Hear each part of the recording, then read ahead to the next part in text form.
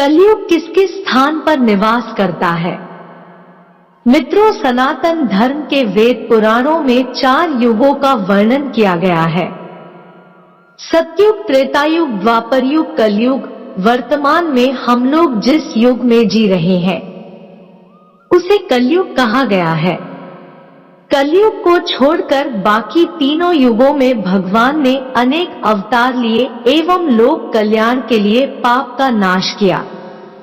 क्या आप जानते हैं कि श्री कृष्ण के देह त्यागने के बाद जब कलयुग धरती लोक पर आया तब राजा परीक्षित ने कलयुग को कहाँ स्थान दिया? कलयुग किस किस स्थान पर निवास करता है?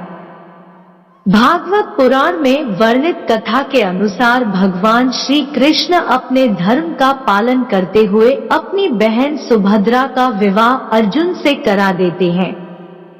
अर्जुन और सुभद्रा का पुत्र अभिमन्यु होता है। अभिमन्यु का विवाह उत्तरा से हुआ और उत्तरा के गर्भ से राजा परीक्षित का जन्म हुआ। महाभारत युद्ध खत्म होने के 36 साल बाद जब युधिष्ठिर अपने भाइयों सहित हिमालय के रास्ते स्वर्ग चले गए तब राजा परीक्षित इस धरती के स्वामी बन गए। इनके राजा बनने के 32 वर्ष बाद पृथ्वी पर कलयुग आ गया। राजा परीक्षित जब शिकार करने के लिए गए तब रास्ते में कलयुग से राजा परीक्षित का साक्षात्कार हुआ। कलयुग की शुरुआत कैसे हुई? महाभारत खत्म होने के बाद भगवान श्री कृष्ण पृथ्वी छोड़कर वैकुंठ यात्रा की ओर चल दिए। यह जानकर युधिष्ठिर अपने भाइयों सहित अपने राज्य को पौत्र परीक्षित को सौंपकर हिमालय के रास्ते स्वर्ग चले गए। राजा परीक्षित पृथ्वी का पालन करने लगे। एक बार राजा परीक्षित शिकार हेतु वन में गए। वन में जाते हुए रास्ते में उन्होंने देखा एक व्यक्ति डंडे से बैल को पीट रहा है और वही व्यक्ति गाय को अपने लात मार रहा है। उस बैल को 3 पैर नहीं थे और वह अपने एक पैर पर खड़ा था। गाय बिल्कुल कामधेनु जैसी दिख रही थी। दृश्य को देखने के बाद राजा उसके पास गए और हाथ में तलवार लेकर उसकी गर्दन पर रखते हुए क्रोधित होकर उस व्यक्ति से पूछा, अधर्मी तुम कौन है जो निरीह गाय और बैल पर अत्याचार कर रहा है? तुम्हारा कृत्य ऐसा है कि तुम्हें मृत्यु दंड मिलना चाहिए। राजा परीक्षित का क्रोध देखकर कलयुग भविष्य करने लगा। राजा ने कलयुग को छोड़कर बैल से पूछा है, भगवान आपके 3 पैर कहाँ हैं? इस बातों का बैल ने कोई जवाब नहीं दिया, लेकिन बिना कुछ कहे उसने अपनी आंखों से कह दिया। बैल की यह दशा देखकर राजा ने कलयुग को मारने के लिए अपनी तलवार उठा लिया। ऐसा देख कलयुग डरता हुआ राजा परीक्षित के चरणों में गिर पड़ा। अब राजा सोच में पड़ गए और अपने विचार बदलते हुए अपनी शरण में आए उस व्यक्ति को नहीं मारा, इसलिए उन्होंने कलयुग को जीवन दान दे दिया। राजा ने कलयुग को आदेश दिया। पांडव वंश होने के कारण राजा परीक्षित बड़े ही ज्ञानी थे।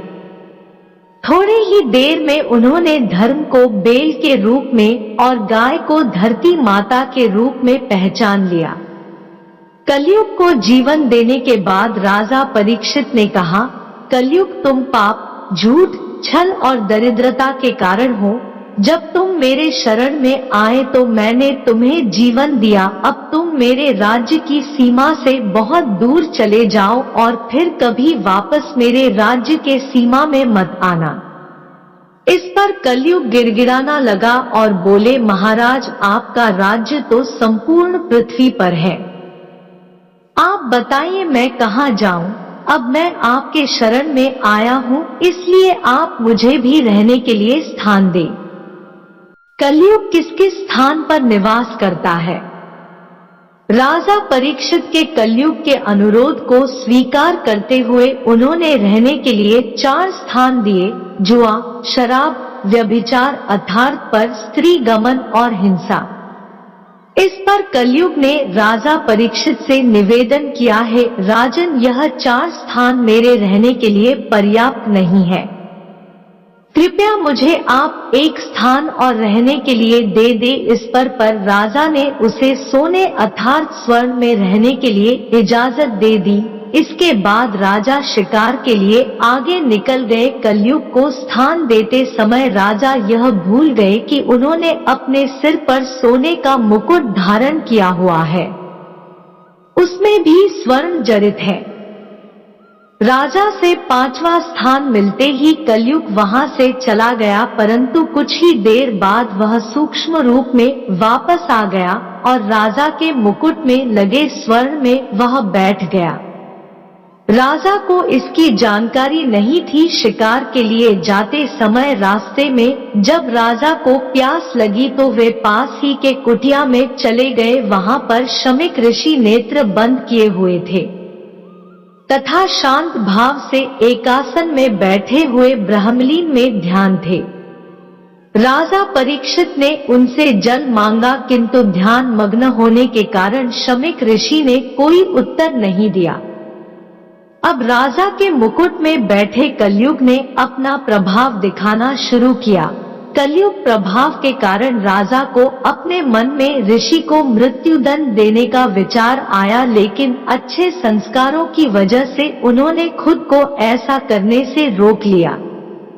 लेकिन कलयुग के दुष्ट प्रभाव के कारण उनकी बुद्धि भ्रष्ट हो गई थी और उन्होंने उनके साथ एक ऐसा मजाक कर दिया। उन्होंने ऋषि शमीक के गले में एक मरा हुआ सांप डाल दिया।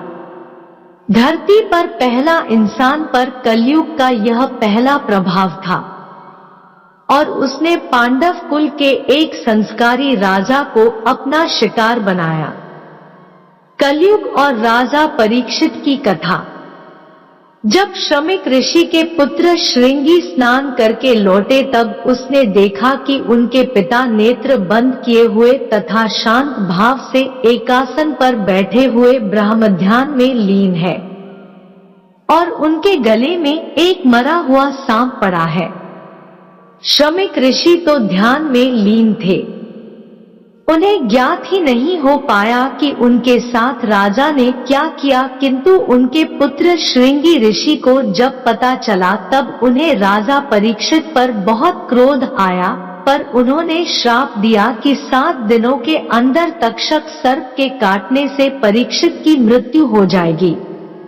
शमीक ऋषि की साधना पूर्ण हुई और उन्हें इस बात का पता चला तो उन्होंने इसकी सूचना राजा को भिजवाई ताकि वो बेहद सावधान रहें। इस पर राजा ने स्वयं को मृत्यु के लिए तैयार कर लिया और अपने पुत्र जन्मेजय को राजतिलक कर उन्हें राज्य सौंप दिया। राजा परीक्षित ने अपने गुरु सुखदेव से श्रीमद् भागवत की कथा सुनी और 7वें दिन तक्षक नाग के काटने से उनकी मृत्यु हो गई। जब जन्मेजय को अपने पिता की मृत्यु के कारण का पता चला तब उन्होंने सभी सांपों को मारने के लिए सर्पस्त्र यज्ञ किया। इस पर सभी सांप हवन कुंड में आकर गिरने लगे।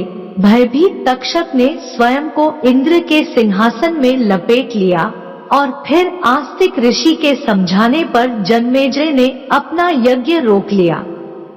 उसके बाद पृथ्वी पर कलयुग का आगमन तेजी से होने लगा और राजा परीक्षित के परलोक जाने पर फिर पृथ्वी पर कोई ऐसा राजा नहीं रहा जो कलयुग के बढ़ते प्रभाव को रोक सके। दोस्तों, यह वीडियो आपको कैसा लगा कमेंट बॉक्स में जरूर बताइएगा। वीडियो अच्छा लगा तो वीडियो को लाइक और शेयर करें, चैनल को सब्सक्राइब कर ले। धन्यवाद।